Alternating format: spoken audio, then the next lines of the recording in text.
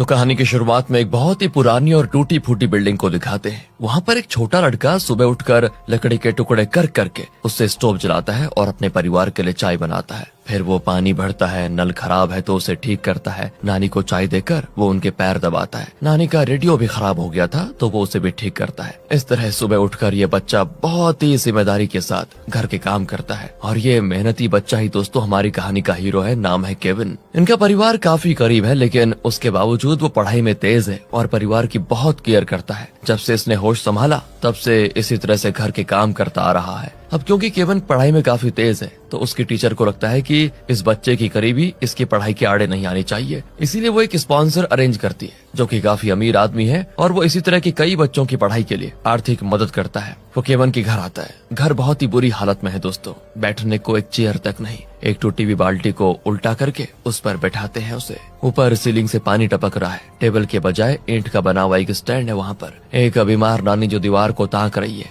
लगता है मानसिक रूप से पीड़ित है। स्पॉन्सर पूरे घर को देखकर समझ आता है कि ये लोग तो बहुत ज्यादा करीब है और शायद 2 वक्त की रोटी के लिए बहुत ही स्ट्रगल करते हैं। तो स्पॉन्सर केविन के पिता जॉन से कहता है कि देखिए, मैं आपके बेटे की पढ़ाई का पूरा खर्चा उठाने को तैयार हूँ। वैसे मैं बहुत सारे बच्चों को स्पॉन्सर करता हूँ, आप चाहें तो मैं इससे बेहतर घर भी आपको दिला सकता हूँ, क्योंकि ऐसे माहौल में बच्चों को पढ़ने में बहुत मुश्किल होती है। पर जॉन शांत होकर उसकी मदद को ठुकरा देता है। तब केविन की माँ, जिसका नाम जिया है, वो चाय वगैरह बनाकर लेकर आती है। वो जिया को भी समझाता है, लेकिन पति पत्नी साफ कह देते हैं कि हम जैसे भी हैं खुश हैं। हमसे जैसा मन पड़ेगा हम अपने बच्चे की पढ़ाई का खर्चा उठा लेंगे। आपने हमारे बच्चे के लिए इतना कुछ करना चाहा, उसके लिए बहुत बहुत शुक्रिया, लेकिन हम आपसे कोई मदद नहीं चाहते। स्पॉन्सर भी बाहर आ जाता है दोस्तों, लेकिन वो काफी गुस्से में होता है कि इन्हें अपने बेटे की फ्यूचर की फिक्र ही नहीं है। बताओ, मैं उस बच्चे की लाइफ संवारने की बात कर रहा हूँ और ये लोग हैं कि ठुकरा रहे हैं उस चीज को। तब उस स्पॉन्सर के बेटे को दिखाते हैं दोस्तों, तो वो खेल रहा होता है। केविन बेबस होकर उसको देख रहा होता है, क्योंकि उसे भी टैब पर उन गेम्स को खेलने का मन करता है। उनके जाने के बाद यहाँ घर के अंदर जिया वॉश बेसिन के नीचे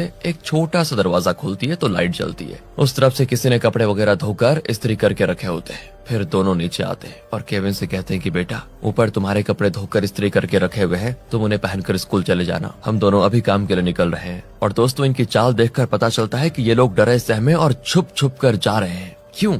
ये लोग अपनी गली को पार करके सड़क पर पहुंचते हैं तो वहाँ पर एक लग्जरी कार खड़ी होती है। पति पत्नी उस कार में जाते हैं और तब पता चलता है कि यार, ये लोग तो रईस है और पैसों की इनमें कोई कमी है ही नहीं। बस केविन के लिए ये लोग इस तरह की गरीबी में जी रहे हैं। बाकी इनका बड़ा बिजनेस है दोस्तों और ये लोग करोड़ों में खेलने वाले अमीर आदमी हैं। तो सोचिए, ऐसे घर में अगर कोई इनके बेटे को स्पॉन्सर करने आए तो ये लोग तो मना नहीं करेंगे तो क्या करेंगे। घर पर केविन बेचारा सारा काम वगैरह करके स्कूल के लिए भागता है। नानी, जो अभी तक व्हील चेयर पर बैठी थी, वो उठ खड़ी होती है और ये कोई बीमार या मानसिक रोगी नहीं बल्कि बहुत ही बढ़िया एक्टर है दोस्तों। केविन के जाते ही वो झट से वॉकी टॉकी उठाकर इन्फॉर्मेशन देती है कि केविन घर से निकल चुका है। और यहाँ पता चलता है कि केविन के घर से लेकर स्कूल जाने तक के रास्ते पर जॉन के परिवार ने सीसीटीवी लगा के रखा हुआ है और हर कोने में दोस्तों इनकी टीम का एक मेंबर है जो केविन पे नजर रखता है कि वो सही सही जा रहा है या फिर नहीं। इन बातों को सुपरवाइज करने का काम इस नानी का काम है। इस नाटक से बेखबर बेचारा केविन रोज घर पर काम करके स्कूल जाता है। केविन स्कूल के लिए जल्दी में भाग भी रहा होता है तो एक कपल से टकरा जाता है जो कि अमेरिकन्स लगते हैं। वो इंग्लिश में केविन से कोई एड्रेस पूछते हैं जो कि केविन बता देता है। और ये कपल भी रियल नहीं है, बल्कि केविन लोगों से किस तरह इंग्लिश में बात करता है, किस तरह उनके साथ पेश आता है, ये जानने के लिए जॉन ने इनको पैसे देकर सेट किया हुआ है। ये सारी चीजें दोस्तों जॉन की टीम अपने सिस्टम्स पर मॉनिटर कर रही होती है। स्कूल के बाद केविन घर लौट रहा होता है। तब जॉन के पेरेंट्स यानी केविन के दादा दादी उसको देखने के लिए आते हैं। वो काफी कॉस्टली कपड़ों में होते हैं और केविन के लिए कॉस्टली गिफ्ट्स भी खरीद कर लाए होते हैं। पर केविन पर तो हर वक्त नजर रखने के लिए एक टीम सेट की हुई है ना जॉन ने, तो वो जॉन को इन्फॉर्म कर देते हैं। जॉन अब परेशान हो जाता है कि अगर कहीं केविन ने इनको इस तरह के ब्रांडेड ड्रेस में देख लिया तो उसे शक हो जाएगा कि हम तो गरीब नहीं बहुत अमीर हैं। वो सोचेगा कि दादा दादी के पास इतना पैसे कहाँ से आए, इसीलिए वो तुरंत उन दोनों को कार में बिठा देता है और पूछता है आप यहाँ पर क्यों आए। अब वो तो जॉन को डांट देते हैं कि तू होता कौन है रे हमारे और हमारे पोते के बीच में दीवार बनकर खड़ा होने की। कल उसका बर्थडे, उसी के लिए गिफ्ट्स लेकर आए हैं। जॉन समझाता है कि देखिए माँ पापा, हमने फैसला किया है कि जब तक वो बड़ा नहीं हो जाता, लाइफ और पैसों की अहमियत समझ नहीं जाता और जिम्मेदार इंसान नहीं बन जाता, तब तक हम उसको ऐसे ही गरीबी में पालेंगे। दादा कहते हैं कि शक हो गया तो कह देंगे कि हमारी लॉटरी लग गई थी। बेचारा हमारा पोता है जिसको सोने की थाली में खाना चाहिए, उसे तुम बहुत टॉर्चर करके खिला रहे हो। ऐसे भी कोई बाप करता है क्या? जॉन कहता है कि माँ, हम भी तो गरीब ही थे और इससे कई ज्यादा मुश्किलों से गुजारे हैं हमने। उस वक्त मुझे जो लाइफ के बारे में सीख मिली वो शायद पैदाइशी अमीर होकर कभी नहीं मिलती। सब कुछ सोने की थाली में परोसा हुआ मिल जाता है तो लाइफ में आखिर सीखता ही क्या आदमी? कुछ नहीं। अब मैं चाहता हूँ कि मेरा बेटा भी शुरुआत से लाइफ को सीखे, ना कि बाप के पैसों से ऐश करे। एक बाप होकर अपने बेटे को एक अच्छा इंसान ही नहीं, अच्छा बिजनेसमैन बनाने की मैं हर कोशिश कर रहा हूँ। इसमें गलती क्या है? आप बताइए, क्या आप लोग चाहते हैं कि मेरे बड़े बेटे की तरह ये भी निकम्मा बन जाए? इसी बीच दोस्तों, केविन का एक फ्रेंड अपने पापा की बड़ी गाड़ी में बैठकर शो ऑफ कर रहा होता है। केविन उदास हो जाता है कि काश मेरे पापा के पास भी ऐसी बड़ी गाड़ी होती। केविन का हाल देखकर दादा जॉन को डांट देते हैं कि देख देख देख, मेरे बच्चे को देख, उसके चेहरे पे कितनी उदासी छाई हुई है। मेरा बस चले तो मैं अपने केविन को ऐसी 100 गाड़ियां दिला दूं। कहकर वो बाहर निकलने वाले होते हैं, लेकिन जॉन उनको अंदर खींच लेता है। और यहाँ फ्लैशबैक में दिखाते हैं कि जॉन ने अपने बेटे को इन हालात में पालने का फैसला क्यों किया, जबकि जॉन तो बहुत अमीर है। जब केविन बहुत छोटा बच्चा था तब जॉन जिया को इस पुराने घर में लेकर आता है और बताता है कि बचपन में मैं इसी घर में पला बड़ा हूँ और यहीं पर मैंने गरीबी से खेला है, जिंदगी के बारे में बहुत कुछ सीखा है। हम अपना वो बड़ा घर छोड़कर अब यहीं पर रहेंगे ताकि हमारे बेटे केविन को भी वो सारी सीख मिले जो मुझे मिली। इस पर जिया गुस्सा होती है कि अपने बड़े बेटे को तो आपने बड़े घर में पाला और पढ़ाई के लिए उसको अमेरिका भेज दिया, लेकिन जब मेरे बेटे की बारी आई तो उसे कंगालों वाली जिंदगी जीने पर मजबूर कर देंगे आप, क्यों? और यहाँ पता चलता है कि जिया जॉन की दूसरी वाइफ है। उसकी पहली वाइफ चल बसी थी और उसी का बेटा फिलहाल अमेरिका में पढ़ रहा है। वहाँ वो पढ़ रहा है दोस्तों, या फिर कुछ और कर रहा है ये तो पता नहीं, लेकिन हाँ बहुत बिगड़ा हुआ लड़का है, यही जॉन का मानना है वैसे। और अपना केविन, जिया का बेटा जो है, उसके लिए जॉन कहता है कि दोनों मेरे ही बेटे हैं और मुझे दोनों से उतना ही प्यार है। अपने बड़े बेटे को तो मैं ठीक से बड़ा नहीं कर पाया, कम से कम छोटे बेटे को तो मैं सिखाना चाहता हूँ कि लाइफ क्या है और पैसों की अहमियत क्या है, मुश्किलें क्या होती है, उनका कैसे सामना करना होता है। ये सब बचपन से सीखेगा तभी आगे चलकर एक अच्छा इंसान बन पाएगा और फिर मेरे बिजनेस को सही दिशा में लेकर जा पाएगा। इस तरह समझाने पर जिया जॉन के इस प्लान के लिए मान गई थी और फिर वो केविन को, जो उस वक्त बहुत ही छोटा था लेकिन काफी चबी बेबी था दोस्तों, उसे इस पुराने घर में लेकर आ गए और तब से वो यहीं पर पलने लग गया। उस बिल्डिंग में उनके पड़ोसी भी इन्हीं के सेट किए हुए हैं दोस्तों, जो पैसों के लिए एक्टिंग कर रहे हैं। प्रेजेंट में केविन के बर्थडे के लिए उसके दादा दादी आ जाते हैं। ये लोग हमेशा उसके बर्थडे पर उसे एक बड़ी रकम देते हैं ताकि पोता कुछ अपने लिए खरीद ले, पर ये चीजें जॉन को पसंद ही नहीं है, इसलिए इस बार वो उन्हें सिक्योरिटी चेक की तरह पूरा टटोलता है और चेक करता है कि कहीं इनके पास कोई पैसे तो नहीं है। लेकिन इस बार जिया दादी के सॉक्स में पैसे देख लेती है और कहती है, क्या माँ जी, कितनी बार कहा है उसके लिए पैसे मत लाइए, वो बिगड़ जाएगा। और तब एक औरत चिल्लाती है कि केविन स्कूल से निकल गया है और घर आ रहा है। बस दोस्तों, सारे अड़ोसी पड़ोसी सभी अपने अपने कैरेक्टर में घुस जाते हैं और बढ़िया एक्टिंग करते हैं। केविन हमेशा स्कूल के बाद लाइब्रेरी में बुक्स लेने के लिए जाता है। आज भी वो लाइब्रेरी जाता है जहाँ एक आदमी कोई बुक पढ़कर हंसने लगता है। केविन पूछता है, ऐसा क्या है इस बुक में? वो आदमी बताता है कि इस बुक में लिखा है कि किस तरह एक बहुत ही गरीब घर का लड़का अपनी मेहनत और अपनी लगन से एक बड़े बिजनेस एम्पायर की स्थापना कर पाया। तुम्हें ये बुक जरूर पढ़नी चाहिए, कहकर वो केविन को बुक दे देता है। मतलब दोस्तों, ये भी जॉन का ही आदमी है और इस नाटक का किरदार भी है। इसको ऐसा करने की इंस्ट्रक्शंस दी गई है जॉन के द्वारा ताकि केविन को मोटिवेशन मिले। लेकिन केविन कहता है, मुझे ये बुक नहीं चाहिए, मैं तो कॉमिक्स पढ़कर ही खुश हूँ। फिर घर पर बहुत ही सस्ता केक काटकर केविन का बर्थडे सेलिब्रेट किया जाता है। दादी से बर्दाश्त ही नहीं होता कि उनका पोता जब छोटा था तो उसका अपना एक कमरा था, हर तरफ टॉयज होते थे, सॉफ्ट बेड पे हुआ करता था, वो इतने लाड प्यार से पाल रखा था इन्होंने। पर अब देखो बर्थडे पे उसे इतना सस्ता केक मिल रहा है। इस तरह इमोशनल होकर वो रोने भी लगती है। अब इससे पहले वो भावनाओं में बहकर केविन को बता देती कि तुम्हारा बाप मिलियनेयर है, तो जॉन उसके मुंह में केक घुसेड़ कर उन्हें चुप करा देता है। और तब नानी दोस्तों वॉकी टॉकी उठाकर जॉन की टीम को इंस्ट्रक्शन देती है कि ये बुढ़िया बहुत नाटक कर रही है, कहीं अपना खेल बिगाड़ न दे, इसे तुरंत बाहर लेकर जाओ। असल में ये केविन की असली नानी नहीं है, बल्कि जब केविन बहुत छोटा था तो उसकी देखभाल करने के लिए इन्हें काम पे रखा हुआ था जॉन ने। और क्योंकि ये तब से परिवार के साथ थी तो केविन को इनसे बहुत लगाव हो गया। वो इन्हें अपनी नानी ही समझता है और इनकी बहुत केयर भी करता है। अब जॉन की टीम के आदमी आकर दादी को उठाकर बाहर लेकर जाते हैं, लेकिन तब दादा अपना विग निकालकर उसके अंदर से कुछ पैसे निकाल कर केविन को देते हैं। इन लोगों ने सब कुछ चेक किया लेकिन दादा का विग देखना भूल गए। और ये देखिए दोस्तों, उनके जाने के बाद केविन वो पैसे जॉन को दे देता है, क्योंकि उसे घर के हालात पता है। कोई उसे पैसे दे दे तो वो सीधा उसे अपने पेरेंट्स को ही देता है ताकि घर के खर्चे में काम आ पाए। अपने लिए वो कुछ नहीं करता, इतना ही नहीं, जॉन चाहता है कि केविन घर के खर्चों के बारे में भी जानकारी रखे। वो केविन से पूछता है कि बेटा पिछले महीने पापा को कितनी पगार मिली और घर के लिए कितना खर्चा हुआ। बस इस एक सवाल पर केविन एक पूरी क्लियर लिस्ट बताता है कि घर में कितने पैसे आए, घर में दाल चावल सब्जी गैस इलेक्ट्रिसिटी पानी इन सब का बिल कितना आया और इन खर्चों के बाद कितना पैसा बचा। इतना जिम्मेदार बच्चा है केविन। उसकी बातें सुनकर जॉन और जिया की खुशी का ठिकाना ही नहीं होता कि वो लोग केविन को जिस तरह पालना चाह रहे थे ये बिल्कुल उसी दिशा में आगे बढ़ रहा है। तब जॉन उसको एक बॉक्स देता है और कहता है कि बेटा ये हमारे पूरे परिवार की सेविंग्स है,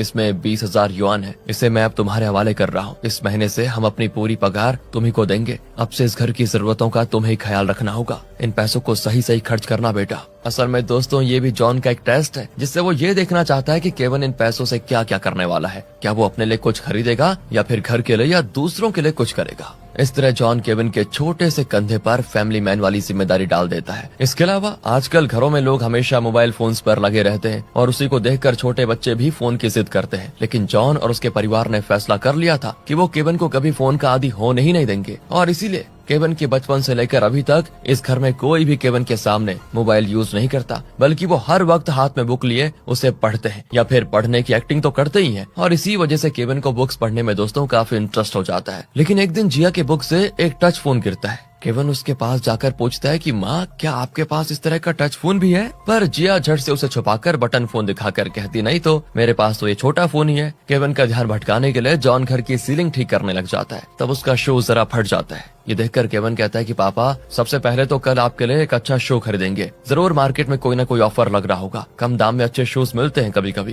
केविन के पेरेंट्स काफी प्राउड फील करते हैं कि हाथ में पैसे आते ही उसने अपने बारे में नहीं बल्कि पापा के बारे में सोचा कि उनको शूज की जरूरत है। केविन के सोने के बाद वो अपने कमरे की अलमारी खोलते हैं तो अंदर एक लिफ्ट होता है दोस्तों। वो झट से उसमें चढ़कर पहुंच जाते हैं बिल्डिंग के बेसमेंट में, जो कि काफी बड़ा है। मतलब दोस्तों इस टूटे फूटे बिल्डिंग के बेसमेंट में चल रहा है जॉन और उसके परिवार का हाई लेवल ऑपरेशन, जिसके लिए एक बहुत बड़ी टीम हायर करके रखी हुई है इन्होंने। सालों साल चलने वाले इस नाटक के बैक स्टेज पर ये सब काम कर रहे हैं देखा, और इनका इकलौता मकसद यही है कि मालिक के बेटे को 24 घंटे मॉनिटर करे। इतना ही नहीं, केविन की लाइफ एकदम फुली प्लान करके रखी है जॉन ने, जैसे कि उसकी रोज की दिनचर्या क्या होगी, उसे रोज किन लोगों से मिलना है, किन से बात करना है, उसकी लाइफ में कौन सी घटनाएं होनी है। ये सब कुछ नैसर्गिक तरीके से होने के बजाय एक स्टेज ड्रामा की तरह हो रहा है दोस्तों, जिसमें घटनाएं बिल्कुल प्लान्ड है। लेकिन बेचारा केविन कुछ जानता ही नहीं, वो तो अपनी असलियत को सच मान कर जी रहा है और उन घटनाओं से गुजर रहा है जिससे उसको नहीं गुजरना चाहिए था। जॉन उन्हें बताता है कि पिछले 5 साल से आप लोगों ने इस मिशन पर जो बढ़िया काम किया है उसके लिए मैं सबकी सैलरी डबल कर रहा हूँ। सुनकर सभी खुश हो जाते हैं। यहाँ सीन शिफ्ट होता है फ्लैशबैक में, जिसमें बताते हैं कि ये मिशन शुरू कैसे हुआ। केविन बहुत छोटा था, उसे जॉन के शानदार घर में पाला जा रहा था। उसकी पसंद की हर चीजें उसे मिलती थी, चाहे वो आइसक्रीम हो, कैंडी हो, कॉस्टली टॉयज हो, सब कुछ देकर उसे एक लग्जूरियस माहौल में रखा हुआ था। ऐसे में अचानक उसे एक टूटी फूटी बिल्डिंग में लाकर उसके फूड हैबिट से लेकर सब कुछ चेंज करने की कोशिश की थी जॉन ने। शुरू में वो काफी रोता था, कुछ नहीं खाता था, रात को सोता नहीं था। उसे बड़े घर में एसी रूम में सोने की आदत थी, लेकिन यहाँ पर एक खटारा फैन के नीचे उसको नींद नहीं आती। तो ये लोग कपड़े से एक पालना बनाकर उसे दोनों हाथ में लेकर हिलाते हैं और खुद रात भर जागते हैं। सीलिंग इतनी खराब होती है कि अगर ऊपर से कोई झूला लटकाया जाए तो सीलिंग ही नीचे आ जाए। इस तरह बहुत ही मुश्किल से ये लोग केविन को इस घर में एडजस्ट करवा पाए। तब उन्होंने केविन के लिए केयर टेकर को रखने का फैसला किया और इस नानी को रख लिया, जिसे केविन अपनी नानी समझता है। प्रेजेंट में दोस्तों सुबह होती है तो केविन जल्दी उठकर मार्केट जाता है और घर के लिए सब्जियां मांस वगैरह खरीद लाता है। उसे सिर्फ कुछ गिनी चुनी दुकानों में ही चीजें खरीदने को कहा था जॉन ने, क्योंकि जॉन ने उन्हें भी पैसे देकर सेट किया था। हर बार केविन मोल तोल करके ही चीजें खरीदता है, दुकानदार भी उसके हिसाब से दाम कम करके दे देते हैं। सब खरीद कर वो घर आता है तो उसको देखकर जिया बड़ी खुश होती है कि इस छोटी सी उम्र में इसकी कितनी जिम्मेदारियां हैं बताओ, और वो बखूबी संभाल रहा है इनको। और वो पीछे एक बॉक्स छुपा कर लेकर जा रहा था तो जिया और खुश होती है कि जरूर वो जॉन के लिए नए शूज खरीद कर लेकर आया होगा। फिर वो सब्जियां वगैरह ले जाकर किचन में एक दरवाजे पे नॉक करती है तो दरवाजा खुलता है और उस तरफ एक और किचन होता है। वहाँ कुछ लोग कुकिंग कर रहे होते हैं। सामान लेकर वो कुछ डिशेस जिया को देते हैं। मतलब कि ये अमीर लोग जो गरीब की लाइफ जी रहे हैं, ना तो ये खुद कुकिंग करते हैं, ना खुद अपने कपड़े धोते हैं, हर चीज के लिए नौकर रखे हुए हैं, पर बेटे से सब कुछ करवा रहे हैं। यार कैसा कष्ट दे रहे हैं उसको ये। दूसरी ओर जॉन बहुत ही गुस्से में होता है, क्योंकि असल में केविन जॉन के लिए शूज नहीं बल्कि अपने लिए टैब खरीद कर लाया था। कहानी में ट्विस्ट आ चुका है दोस्तों।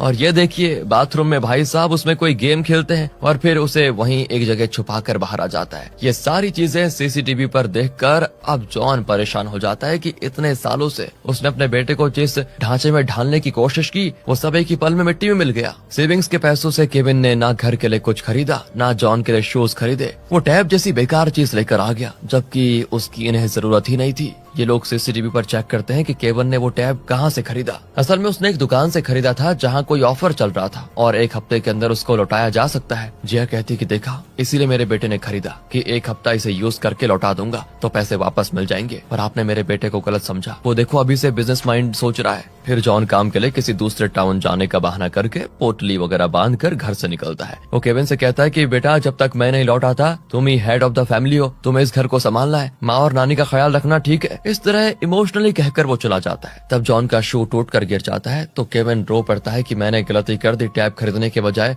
मुझे पापा के लिए शूज खरीदने चाहिए थे। जॉन के जाने के बाद वो टैब पर आखिरी बार एक गेम खेल लेता है और फिर उसे एक कवर में लपेटकर बाथरूम में छुपा देता है। उसने फैसला किया था कि कल वो इसको वापस करेगा और उसे जो पैसे वापस मिलेंगे उन पैसों से वो पापा के लिए शूज खरीदेगा। वो बाहर निकलता है तो जियो और नानी झट से बुक पढ़ने की एक्टिंग करते हैं। खैर अगले दिन दोस्तों वो टैब वापस करने जाता है लेकिन दुकानदार उसे वापस नहीं लेता क्योंकि टैब पर थोड़ा पानी लग गया था और वो कहता है ये डैमेज भी है, इसे हम वापस नहीं करेंगे। केविन रोने लगता है कि प्लीज अंकल पैसे वापस कर दीजिए वरना मेरे घर में आज चूल्हा नहीं जलेगा, मुझे पापा के लिए शूज भी खरीदने हैं। पर दुकानदार कहता है कि बेटा नो मीन्स नो, मैं रिटर्न नहीं लूंगा। असल में दोस्तों जॉन की टीम ने ही उसे ऐसा करने के इंस्ट्रक्शंस दिए थे। केविन रोता हुआ घर आता है कि आज घर में खाना कैसे आएगा। तब एक जगह पर गरीबों को फ्री में खाना दिया जा रहा होता है। केविन तुरंत अपनी माँ और नानी को वहाँ पर लेकर जाता है और कहता है बहुत खाना मिलेगा यहाँ, आप दोनों पेट भर के खाइएगा। और इन दोनों को स्टार होटल के मेनू जैसा बढ़िया डिशेस खाने की आदत है। यहाँ का खाना इनको अच्छा नहीं लगता। जिया को तो उल्टी आ जाती है। ऊपर से केविन कहता है कि जितना चाहो खा लो, मैं और लेकर आता हूँ। ये कहकर केविन और खाना लेने जाता है तो दोनों मौका पाकर वहाँ से भाग जाती है। दोस्तों नानी को तो देखिए अपना व्हील चेयर उठाकर भाग रही होती है। जब तक पापा वापस नहीं आते ना तब तक मुझे घर के खर्चे के लिए कुछ करना होगा। ये सोचकर वो जगह जगह पड़े हुए वेस्ट कैन को उठाकर उन्हें कबाड़ की दुकान में बेचने जाता है। उसके स्कूल के कुछ बच्चे उसके कैंस छीनकर जला डालते हैं और उसे बहुत बुली भी करते हैं। असल में जॉन कहीं नहीं गया है, वो यहीं पर है और अपनी टीम के साथ केविन की एक्टिविटीज को सीसीटीवी पर देख रहा है। जिया तो जॉन पर भड़क जाती है कि मेरे बेटे से ये सब नहीं होगा, बेचारा कचरा उठा रहा है। तो जॉन भी कहता है कि अरे टेंशन मत लो, बचपन में मैंने इससे भी ज्यादा कचरा उठाया था। हर काम इंसान को कोई न कोई सीख जरूर देता है, सीखने दो मेरे बेटे को। तब ये लोग सीसीटीवी में देखते हैं कि केविन कैंस लेकर जा रहा होता है और फिर वो एक सुपरमार्केट में रुकता है, वहाँ अंदर जाता है क्योंकि यहाँ उसे वेस्ट कैंस मिलने के चांसेस है। अंदर कैश बॉक्स खुला होता है और उसमें नोट के गड्ढे पड़े होते हैं। यहाँ इन सब का दिल धक धक कर रहा होता है कि घर की हालात और गरीबी के बारे में सोचकर कहीं बेटा कैश बॉक्स पर हाथ साफ न कर दे। सब डरे सहमे देख रहे होते हैं। केविन का हाथ उस कैश बॉक्स की ओर जाता है लेकिन वो उसे बंद करके वहाँ के स्टाफ से कहता है कि दीदी अगर कैश जमा हो जाए तो उन्हें फेंक मत देना, मैं कल आकर ले जाऊंगा आपसे। तब जाकर इनकी जान में जान आती है कि नहीं बेटा बिगड़ा नहीं, वो सही रास्ते पे जा रहा है, उसका जमीर फिसला नहीं। केविन जिस रास्ते से गुजरता है अब ये लोग वहाँ कैंस डालने लगते हैं ताकि उसे आसानी से कैंस मिले। फिर वो भी उन कैंस को उठा रहा होता है और तब कॉस्टली बाइक में एक आदमी आता है जो कहता है कि बेटा मैं तुम्हारे सारे कैंस खरीदूंगा। दिखने में तो अमेरिकन लगता है और इंग्लिश में पूछता है क्या मेरी बाइक में एक राइड चलोगे। केविन भी उससे इंग्लिश में बात करता है और कहता है कि हाँ जरूर चलूंगा। फिर वो केविन को एक लग्जरी होटल में ले जाकर वहाँ के रेस्टोरेंट में बहुत सारे डिशेस खरीद कर देता है कि खाओ बेटा। इस तरह का खाना केविन ने कभी देखा ही नहीं था और काफी टेस्टी भी होता है उसके लिए। वो तो एकदम दबा के खाता है। दोस्तों होटल के बाहर जॉन के आदमी उस पर नजर रखे हुए हैं। इन लोगों ने केविन की इंग्लिश इंप्रूव करने के लिए किसी इंग्लिश ट्यूटर को बुलाया है तो वो समझते हैं कि यही वो ट्यूटर है और इस तरह होटल में लाकर वो कैजुअली केविन को इंग्लिश सिखा रहा है। तब वो आदमी केविन से कहता है कि मेरा एक दोस्त है, वही तुम्हारे कैंस खरीदने वाला है, चलो उससे मिलवाता हूँ तुम्हें। ये कहकर वो केविन को नीचे लेकर जाता है। वहाँ उसका दोस्त बैठा होता है जो कहता है भाई मैं तुमसे कैंस खरीदने को तैयार हूँ, तुम बस रेट बताओ। केविन कहता है कि मैं 10 युआन लूंगा। इस पर वो कहता है कि मैं तुम्हें 100 दूंगा, पर डील करने से पहले तुम यहाँ जरा नहाना पसंद करोगे क्या। केविन भी खुश हो जाता है कि हाँ ऐसी जगह पे बाथरूम भी बढ़िया ही होगा। इसी बीच यहाँ जॉन की टीम रिलैक्स होकर खेल रही होती है। नानी पूछती है केविन इस वक्त कहाँ पर है। वो कहते हैं कि फिलहाल तो वो अपने इंग्लिश ट्यूटर के साथ है, उसने केविन को अपनी बाइक में पिकअप किया और उसे एक बड़े होटल में खाना भी खिला रहा है। नानी चौंक जाती, ये क्या बकवास है, आज केविन का शेड्यूल में ऐसा कोई इंग्लिश ट्यूटर है ही नहीं। हे भगवान, कहीं किसी और ने हमारे छोटे मालिक को किडनैप तो नहीं कर लिया। सब घबराकर उस होटल में आते हैं और बाइक वाले आदमी की धुलाई करते हैं। केविन तो नहा रहा होता है। बाइक वाले के दोस्त को भी ये लोग पीट देते हैं और केविन को वहाँ से बचा कर लेकर जाते हैं दोस्तों। और फिर पता चलता है कि बाइक वाले का दोस्त और कोई और नहीं, जॉन का बड़ा बेटा बैरी है। पर इससे पहले कि केविन को कुछ पता चले, वो उसे वहाँ से लेकर चले जाते हैं। जी हाँ, फिर बैरी की मरहम पट्टी कर रही होती है। वो कहता है कि अरे मैं तो बस यहाँ घूमने आया था, सोचा अपने छोटे भाई से मिल लूं, और आप लोगों ने तो हद ही पार कर दी ना। उस बेचारे को ऐसी बदतर लाइफ जीने पर क्यों मजबूर कर रहे हैं आप लोग। तो जॉन कहता है कि वो इसीलिए बेटा कि तुम्हारी तरह वो आवारा और गैर जिम्मेदार नहीं बन जाए। वैसे वो अमेरिकन कौन है? बैरी बताता है कि वो मेरा लिव इन पार्टनर है। जॉन अब अपना माथा पीट लेता है कि अपनी खुद की लाइफ तो तुमसे संभाली नहीं जा रही, ऊपर से लिव इन पार्टनर भी है तुम्हारा। मेरा मुंह मत खुलवाओ अब और चुपचाप वापस अमेरिका चले जाओ। अब घर पे केविन जॉन से माफी मांगता है कि पापा, मैं आपकी तकलीफ को नहीं समझ पाया और शूज के बजाय टैब लेकर आ गया। आइंदा मैं कभी ऐसा नहीं करूंगा पापा। जॉन भी कहता है कि तुमने अपनी गलती मानकर माफी मांग ली, ये कोई छोटी बात नहीं है बेटा। आगे से जो भी करो सोच समझ कर करो, बस तुम रो मत, पापा तुमसे गुस्सा नहीं है अब। वैसे शायद तुम कैंस कलेक्ट करके उन्हें बाहर बेचकर पैसे कमाने की सोच रहे हो, है ना? बहुत अच्छी कोशिश की तुमने, लेकिन इस तरह कैंस के लिए जगह जगह भटकने से अच्छा है कि तुम किसी स्टेडियम में जाओ, क्योंकि वहाँ मैच में कोई न कोई टीम तो हारेगी। तब ऑडियंस ग्राउंड्स पर कैंस फेंकते हैं, वहाँ तुम्हें ढेर सारे कैंस एक ही जगह मिल जाएंगे। और दोस्तों फिर अगले दिन एक मैच भी होता है जिसमें एक टीम बहुत ही खराब खेल कर हार जाती है, और तब ऑडियंस ढेरों कैंस, प्लास्टिक बॉटल्स, सारी चीजें प्लेयर्स पर दे मारते हैं। और केविन उन सारे कैंस और बोतल्स को कलेक्ट कर लेता है। उसकी खुशी और सफलता देखकर उसका परिवार बड़ा खुश हो रहा होता है। लेकिन ताज्जुब की बात यह है कि मैच में भी जॉन की सेटिंग है और उसने इन दोनों टीम्स को पैसे देकर ये मैच करवाया और इस तरह अपने बेटे को पैसे कमाने में मदद की। सब तो बढ़िया है दोस्तों, लेकिन सोचने वाली बात यह है कि अपने बेटे को गरीब रखने के लिए, उसे निचले स्तर की लाइफ एक्सपीरियंसेस दिलाने के लिए ये लोग मिलियंस खर्च कर रहे हैं। ध्यान देने वाली बात है, गरीबी इतनी महंगी भी नहीं होनी चाहिए, है ना? आपका क्या ख्याल है वैसे? खैर, सुबह हो जाती है और एज यूजुअल केविन घर में अपना काम निपटा कर स्कूल के लिए भागता है। और उसे इतना तेज भागते देखकर एक स्पोर्ट्स कोच उसके घर पर आ जाता है और जॉन से कहता है कि अगर इस उम्र से केविन को अच्छी ट्रेनिंग दी जाए तो फ्यूचर में वो एक बहुत ही सक्सेसफुल एथलीट बन जाएगा। मैं जानता हूँ कि आप एक कोच अफोर्ड नहीं कर सकते, लेकिन मैं खुद को स्पॉन्सर ढूंढ लूंगा या फिर उसे फ्री में ट्रेन करने को तैयार हूँ मैं। और केविन को भी तो एथलीट बनने में बहुत इंटरेस्ट है और वो बहुत ही खुश भी होता है, लेकिन जॉन उसे एथलीट नहीं बनाना चाहता, बल्कि उसे पैसों की अहमियत समझाकर उसे अपने बिजनेस का वारिस यानी सक्सेसर बनाना चाहता है। उसी के लिए तो वो इतने पैसे खर्च कर रहा है। लेकिन अब अगर वो मना करेगा तो केविन उदास हो जाएगा, इसलिए वो कोच के सामने तो हाँ कर देता है। लेकिन बाद में अपनी टीम के साथ बैठकर वो सोचता है कि केविन को एथलीट बनाने से कैसे रोका जाए। जब केविन सो रहा होता है तो उसके पैरों में एक तरह का जेल लगाते हैं, जिससे कि सुबह उठने पर वो कुछ घंटों के लिए ठीक से चल ना पाए। सुबह होता वैसा ही है और ये लोग तो घबराने की एक्टिंग करते हैं कि बेटा क्या हो गया तुम्हें, और उसे सीधा हॉस्पिटल लेकर जाते हैं। वहाँ पे भी जब इतने अमीर हैं तो वहाँ पर भी हॉस्पिटल वालों को खरीद लिया होता है इन्होंने। वहाँ पर सब इन्हीं के लोग होते हैं और इनके कहने के बाद डॉक्टर भी कह देता है कि हाँ, आज के बाद आपके बेटे को रनिंग करना मना है। खासकर अगर वो कोई एथलीट बनना चाहता है तो उससे कहिए अपना सपना छोड़ दे। अगर ये तेज भागा तो पैरों की हड्डियां टूट सकती है। केविन को लगा कि वो ट्रेन होकर एक टॉप एथलीट बनेगा और अपने परिवार को गरीबी से ऊपर निकालेगा, उन्हें एक अच्छी लाइफ देगा। लेकिन अब उसका ये सपना एक पल में टूट कर बिखर गया दोस्तों। जॉन कहता है कि बेटा, अगर तुम परिवार के लिए कुछ करना चाहते हो तो इस शहर की टॉप यूनिवर्सिटी का एंट्रेंस एग्जाम दो और बिजनेस मैनेजमेंट का कोर्स करो, फिर देखना तुम्हें कितनी सारी अपॉर्चुनिटीज मिलती है और तब तुम वो सब कर पाओगे जो तुम इस परिवार के लिए करना चाहते हो। क्या अपने पापा की खातिर ये सब करोगे? केविन कहता है ओके। जॉन कहता है कि तुमने पापा की बात मानी, इसी खुशी में मैं तुम्हें एक साइकिल दिलाऊंगा ताकि तुम्हें रोज भागकर स्कूल जाने की जरूरत ही ना पड़े। और अब साइकिल के आने से दोस्तों केविन की लाइफ एकदम से बदल जाती है। उसे एक फ्रेंड भी मिलती है और वो उसे भी पिकअप करके स्कूल जाता है। पापा के साथ मजे से खेलता भी है। जब कोई बिजनेस मीटिंग होती है ना तो जिया बढ़िया ड्रेस पहनकर काफी मेकअप करके जाती है, लेकिन घर आने से पहले सारा मेकअप उतार कर एकदम नॉर्मल ड्रेस पहन लेती है। इस तरह कुछ साल बीत जाते हैं। केविन और उसकी फ्रेंड अब काफी बड़े भी हो चुके हैं, लेकिन अभी भी दोनों साइकिल में साथ घूमते हैं। जब लोग इनके रिश्ते को लेकर बातें बनाते हैं ना तो जिया जॉन से कहती है, अब बेटा बड़ा हो गया है, इस उम्र में ये सब नॉर्मल है। लोगों का क्या है, हर चीज पर बात करने की उनको आदत ही होती है। पर केविन बहुत ही रिस्पॉन्सिबल बच्चा है और जैसा हम चाहते हैं वो यूनिवर्सिटी में जरूर पढ़ेगा और ऐसी कोई गलती नहीं करेगा। तो दोस्तों एक दिन केविन टेरेस पर बैठकर पढ़ रहा होता है तो पास ही के ग्राउंड में कुछ एथलीट्स भाग रहे होते हैं। केविन, आपको याद होगा, एथलीट बनना तो चाहता ही था, लेकिन डॉक्टर ने उसे भाग दौड़ करने से मना जो कर दिया था। बेचारा उदास होकर उनको देख रहा होता है बस। अब एक दिन वो स्कूल से लौट रहा होता है तो ये देखिए, ग्राउंड में नानी बास्केटबॉल खेल रही है। वो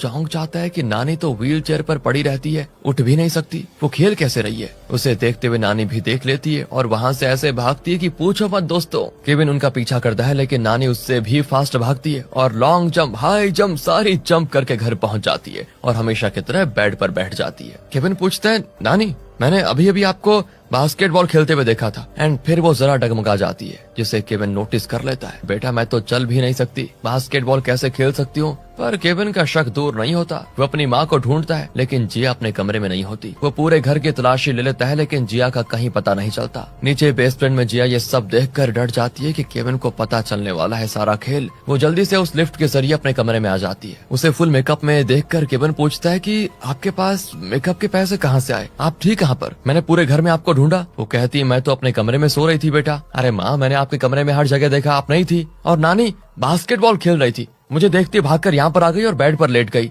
जिया कहती है बेटा क्या हो गया है तुम्हें, शायद तुम्हारी तबीयत खराब है इसलिए तुम्हें इस तरह के ये भ्रम आ रहे हैं। नानी तो चल ही नहीं सकती ना, और मैं अपने कमरे में सोई भी थी। बेचारे केविन का सर चकराने लग जाता है कि क्या हो रहा है ये। वैसे जब केविन थोड़ा बड़ा हुआ दोस्तों, तब से उसको न जाने क्यों लगता है कि उसके इर्द गिर्द कुछ तो हो रहा है जिसे वो समझ नहीं पा रहा। जैसे कि सब कुछ बाय चांस नहीं बल्कि एकदम परफेक्ट प्लान करके उसकी लाइफ में घटनाएं घट रही है। वो इस बारे में जॉन से भी बात करता है लेकिन जॉन उसको ठीक से जवाब नहीं देता और कहता है कि बेटा फिलहाल तुम बस उस यूनिवर्सिटी एंट्रेंस एग्जाम पर ध्यान दो, बाकी की बातों में ध्यान मत लगाओ अपना। अब जॉन को लगता है कि नानी की वजह से उसका बना बनाया प्लान फेल होने पे आ गया था। क्यों ना नानी को ही नाटक से हटा दिया जाए। तो अगली सुबह जब केविन उठता है तो जॉन और जिया उसे बता देते हैं कि कल रात नानी स्वर्ग सिधार गई बेटा। हमने तुम्हें नहीं बताया क्योंकि तुम्हारी नींद खराब हो जाती और तुम पढ़ाई पर ध्यान नहीं दे पाते। यहाँ नानी को लाश की तरह लेटे रहने के लिए सारे अरेंजमेंट्स किए जा चुके थे और उनका फ्यूनरल भी होता है। ओ माय गॉड, सभी तो रोने की एक्टिंग करते हैं दोस्तों लेकिन बेचारा केविन सच में रो रहा होता है। बचपन से नानी ने केविन के देखभाल जो की थी और केविन को उनसे इतना लगाव हो गया था कि क्या बताएं। और बॉक्स के अंदर लेटी भी नानी केविन का दर्द सह नहीं पाती और वो भी रोने लग जाती है। इससे पहले कि नानी इमोशनल होकर उठ जाती, सभी मिलकर केविन को वहाँ से लेकर जाते हैं। नानी बहुत दुखी होती है कि आज के बाद वो केविन को कभी देख नहीं पाएगी क्योंकि केविन के लिए तो वो मर चुकी है। पर जॉन कहता है कि आप डायरेक्टली उससे भले ही ना मिले लेकिन जब तक हम उसको सच्चाई नहीं बताते तब तक आप बेसमेंट की टीम को संभालिए और इसी बहाने सीसीटीवी पर आप उसको देख पाएंगी और जब वो यूनिवर्सिटी एग्जाम पास कर लेगा तब हम उसको सच बता देंगे। लेकिन केविन अभी भी यही सोच रहा होता है कि नानी बास्केटबॉल कैसे खेल पाई। वो अपनी गर्लफ्रेंड से कहता है कि बड़ी अजीब सी हरकतें हो रही है मेरे घर वालों के साथ। उस दिन मैंने माँ को पूरे घर में ढूंढा, वो कहीं नहीं थी लेकिन अचानक वो अपने कमरे में आ गई और अजीब मेकअप करके रखा हुआ था उन्होंने, ज्वेलरी भी पहन के रखी हुई थी। हमारे घर की हालत ऐसी है कि उनके पास पैसे नहीं है, ऐसे में वो गहने कहाँ से आए, मेरे तो कुछ समझ नहीं आ रहा यार। अब उसकी गर्लफ्रेंड मामले को सुलझाने के बजाय उसे और कंफ्यूज कर देती है कि जरूर तुम्हारी माँ का किसी के साथ अफेयर चल रहा है, उसी ने ये सब दिया होगा खरीद कर। जब तुम कमरे में गए तो शायद वो छुप गई थी लेकिन नानी ने उनको देख लिया होगा और इसीलिए तुम्हारी माँ ने नानी को मार डाला। अब अगले दिन केविन स्कूल में होता है तो उसकी गर्लफ्रेंड कॉल करके बताती है मैंने तुम्हारी माँ को एक बड़े घर में जाते देखा था, उनके साथ एक बड़ा लड़का भी था। कहकर वो उसे उस घर का लोकेशन बताती है। केविन क्लास छोड़कर तुरंत उस घर की ओर जाता है पर जॉन के आदमी उसका पीछा करते हैं। असल में केविन की गर्लफ्रेंड ने जिया को दोस्तों अपने खुद के घर में जाते हुए देखा था जहाँ जॉन भी मौजूद है। असल में उस समय बैरी और जिया को साथ देखकर वो गलत समझ गई। बैरी अपने पापा जॉन से मिलने आया था कि प्लीज मुझे भी अपने बिजनेस में शामिल कर लीजिए पापा, लेकिन जॉन उसकी खामियां ही बताता रहता है और कहता है कि तुम ना ठीक से पढ़े और ना ठीक से स्कोर कर पाए, तुम मेरे बिजनेस को कैसे चला पाओगे। जिया भी जॉन को कन्विंस करने लग जाती है कि इतने साल वो आपसे दूर रहा, अब तो आप उसको साथ रख लीजिए। जॉन कहता है कि अगर तुम मेरे साथ रहना चाहते हो तो सबसे पहले तो तुम्हें जिम ज्वाइन करना होगा, फिट रहना होगा और मुफ्त की रोटी तोड़ना बंद करना पड़ेगा, मेहनत करनी पड़ेगी, तभी जाकर मैं तुम्हें अपने बिजनेस में शामिल कर पाऊंगा। इसी बीच केविन भी दोस्तों उस घर के पास पहुंच जाता है, यानी अपने ओरिजिनल घर के पास। जॉन के आदमी तुरंत जॉन को इन्फॉर्म कर देते हैं। केविन दरवाजा नॉक करता है तो जिया दरवाजे पे आती है। केविन पूछता है आप यहाँ क्या कर रही है। वो कहती है मैं और तुम्हारे पापा यहीं तो काम करते हैं बेटा। माँ और पापा को साथ देखने के बाद ही केविन को चैन आता है कि चलो माँ का कोई अफेयर नहीं है। दरअसल इन दोनों ने अपने घर के नौकरों को अच्छे ड्रेस पहनाकर उन्हें मालिकों की तरह बैठाया होता है और खुद नौकरों का ड्रेस पहनकर केविन से बात कर रहे होते हैं। और तो और इन्होंने बैरी के हाथ पैर बांधकर उसे बाथरूम में छुपा दिया था ताकि वो केविन के सामने इनकी पोल न खोल दे। लेकिन ये देखिए दोस्तों वो किसी तरह बाहर निकल कर आ जाता है, लेकिन इससे पहले कि केविन उसको देखता जॉन केविन को डाइवर्ट करता है और उसे लेकर पानी में कूद पड़ता है। तब जॉन के आदमी फिर बैरी को पकड़ कर लेकर जाते हैं। केविन जॉन से कहता है कि जैसा आप चाहते थे मैं उस यूनिवर्सिटी का एंट्रेंस एग्जाम दूंगा और अच्छे नंबर से वहाँ एडमिशन भी लूंगा। ये सोचकर जॉन बड़ा खुश होता है। दूसरी ओर बैरी जिम में बहुत मेहनत कर रहा होता है कि किसी भी तरह बस अपनी बॉडी को फिट बनाऊंगा और फिर पापा मुझे अपना पार्टनर बना लेंगे। यहाँ केविन जब भी बाहर जाता है तो आसपास के लोग उसको बड़ी अजीब तरह से देखते हैं, जिसे वो नोटिस भी करता है। उसे बड़ा अजीब लगता है और पहले जो शक था ना वो अब और कई गुना ज्यादा बढ़ जाता है। आखिर वो स्कूल एग्जाम में हाई मार्क्स स्कोर करता है तो सब बड़े खुश होते हैं। फिर वो यूनिवर्सिटी का एग्जाम देने जाता है। वो बार बार किसी बात को सोच सोच कर एग्जाम लिख रहा होता है। एग्जाम के बाद बाकी सारे स्टूडेंट्स बाहर आ जाते हैं लेकिन केविन बाहर नहीं आता। उसका परिवार घबरा जाता है कि क्या हो गया। वो सिक्योरिटी से पूछते हैं तो वो कहता है कि सारे स्टूडेंट्स चले गए, अंदर कोई नहीं है। कहीं केविन घर तो नहीं चला गया, शायद हमने ध्यान ही नहीं दिया। ये सोचकर वो घर आते हैं तो घर के बेसमेंट में जहाँ इनका इतना बड़ा सीक्रेट ऑफिस है वहाँ केविन का बैग और एक फोटो होती है जिसमें केविन के मुंह पे टेप लगा होता है। सब घबरा जाते हैं कि केविन को कौन किडनैप करके लेकर गया। हर तरफ तो कैमरास हैं और हम 24 घंटे उसे मॉनिटर कर रहे हैं। कौन लेकर गया? उस फोटो में एक लाइट हाउस दिखता है। जरूर उस लाइट हाउस के पास ही केविन को रखा होगा किडनैपर्स ने। ये सोचकर सब उस लोकेशन की ओर बढ़ते हैं। तब उनके घर का टॉप एंगल पे दिखाते हैं छत पर खड़ा केविन उन्हें देख रहा होता है। वो बौखला जाता है कि हमारे घर में इतने सारे लोग कहां से आ गए और मुझे घर में ना पाकर ये अजनबी लोग इतने परेशान क्यों हैं। असल में दोस्तों इनका नाटक केविन को पता चल गया था। फ्लैशबैक में दिखाते हैं कि उस दिन जब केविन को लेकर वो अपने उस बड़े घर के स्विमिंग पूल में जॉन कूदा था तब पूल के फ्लोर पर एक बड़ा सा पक्षी बना हुआ था। उसको देखकर केविन को अचानक याद आ गया बचपन का, यानी जब वो बहुत ही छोटा था उसने अपने घर के स्विमिंग पूल में इसी पक्षी का डिजाइन देखा था। इसके बाद उसको धीरे धीरे याद आ जाता है कि बचपन में वो इस बड़े से घर में रहता था, यहीं पर खेलता था और ये धुंधली यादें उसका शक और मजबूत कर देती हैं। इसी वजह से वो एग्जाम देने तो गया लेकिन एग्जाम को बीच में छोड़कर वो मेन एंट्रेंस से निकलने के बजाय पीछे की दीवार टपकर लाइट हाउस के पास पहुंचा और अपनी फोटो क्लिक की। फिर उस फोटो को अपने बैग में रखकर उसे घर के अंदर फेंक दिया। वो देखना चाहता था कि इस घर में होता क्या है। फिर वो छत पर चढ़कर टॉप एंगल से सारी चीजें देखने लगा।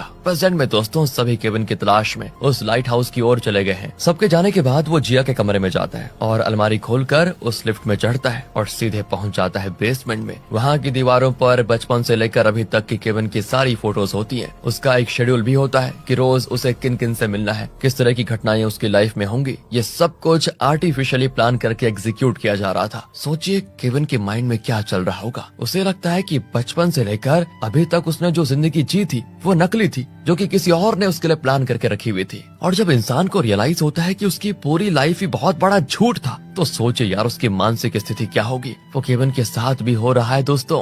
वो लगभग पगला जाता है कि अब तक मैं जो जी रहा था वो क्या था, फिलहाल जो जी रहा हूँ क्या वो सच है या फिर ये भी आर्टिफिशियल है। उसके कुछ समझ में नहीं आता। बेचारा तड़प उठता है। उसके मन में अपने अस्तित्व को लेकर ढेरों सवाल उठने लगते हैं। वो उस जगह को किसी तमाशे की तरह देख रहा होता है। इतने साल उसने इस घर में जो कुछ किया वो सारा ये लोग सीसीटीवी कैमरास के जरिए 24 घंटे देख रहे थे। ये जानकर उसका सर फटे जा रहा होता है। तब वो देखता है कि आज तक वो अपने पड़ोस में और दूसरी जगहों पर जिन लोगों से भी मिला वो सब जॉन के लिए काम करते हैं। पड़ोसी हो, लाइब्रेरी वाला, मार्केट में सब्जी बेचने वाला, यहाँ तक कि डॉक्टर भी जॉन के इशारों पे ही केविन से बातें करता था। शॉर्ट में कहा जाए तो केविन जॉन के हाथ में एक कठपुतली था दोस्तों। सबसे बड़ा झटका तो उसे तब लगता है जब पता चलता है कि नानी जिनसे वो बहुत प्यार करता था वो भी इनके ड्रामा की महज एक किरदार निकली जो पैसों के लिए बस एक्टिंग कर रही थी। नानी भी दुखी होती है और कहती है बेटा मुझे माफ कर दो, मैं तुम्हारा दर्द समझ सकती हूँ। केविन कहता है आप ही मुझे मॉनिटर करने वाली टीम की लीडर है ना, सॉरी मैं आपको इतने साल नानी कहता रहा।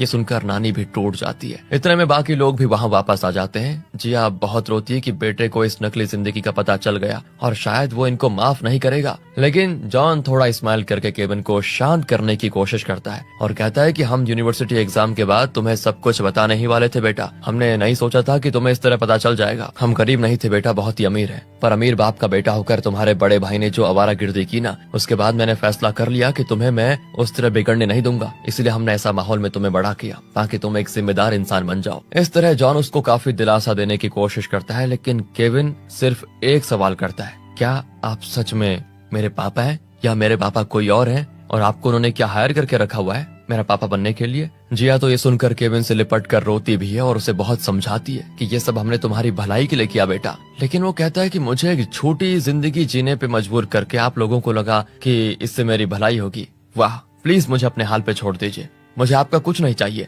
मैं आजाद जिंदगी जीना चाहता हूँ। जिया उसका हाथ पकड़कर रोती है, लेकिन फिर वो हाथ छोड़ देती है कि जाओ बेटा, तुम जहाँ भी रहो, जैसी भी लाइफ चुनो, बस खुश रहो। केविन सीधे जाकर बेसमेंट का शटर खोलता है। उस तरफ कोई आश्रम होता है जहाँ पे बच्चे मजे से खेल रहे होते हैं। उनको खेलते देखकर केविन को अजीब सा चैन महसूस होता है और वो पानी में कूदकर मजे से वहाँ से भागता है। अब जॉन को अपनी गलती का एहसास होता है दोस्तों, कि मैं कितना सेल्फिश था। अपने मकसद के लिए मैंने अपने बेटे को नकली जिंदगी जीने पे मजबूर कर दिया। यहाँ से बैरी को दिखाते हैं जो अब काफी फिट हो चुका है और अपने दोस्त के साथ एवरेस्ट पर चढ़ने जा रहा है। दोनों ऊपर तक पहुँच भी जाते हैं। जिस बेटे को जॉन निकम्मा कहता रहा, उसने ये कर दिखाया, बताओ। बैरी बहुत खुश होता है और शायद इसी मकसद के लिए वो जिम में ट्रेन करने गया था। वो चिल्लाता है कि पापा, मैं निकम्मा नहीं हूँ, बहुत कुछ कर सकता हूँ। दूसरी ओर दोस्तों, केविन आखिर एक एथलीट बन ही जाता है और एक मैराथन में दौड़ रहा होता है। बैरी और उसके दोस्त उसके साथ भागते हुए उसे खूब चीयर करते हैं। जॉन और जिया अपने शानदार घर में बैठकर मैराथन का लाइव देख रहे होते हैं। लगता है केविन ने इनके साथ सुलह कर ली है और दोनों अपने बेटे के लिए बड़े खुश हैं। मैराथन भागते भागते बेचारा आदत का मारा साइड में पड़े हुए कैंस और बॉटल्स उठाने में लग जाता है और सब कुछ समेट कर भाग रहा होता है। देखो, ये देखकर जॉन अपना माथा पीट लेता है कि हे भगवान, जिस तरह कुत्ते ने जहाँ खंबा देखा वहाँ पैर उठा लिया, ये मेरा वारिस जहाँ कैंस देखता है उठा लेता है। तो जिया भी कहती है, उसे दोष क्यों देते हो? तुम्ही ने तो उसे बचपन में ये सब सिखाया था, बेचारा उसको भुला नहीं पाया। अब आइंदा मेरे बेटे की लाइफ में तुमने दखल दिया ना, तो मुझसे बुरा कोई नहीं होगा, उसे अपनी मर्जी की लाइफ जीने दो। इस तरह मजाक करते करते वो टीवी देख रहे होते हैं और इसी के साथ दोस्तों ये कहानी यहाँ पर खत्म होती है।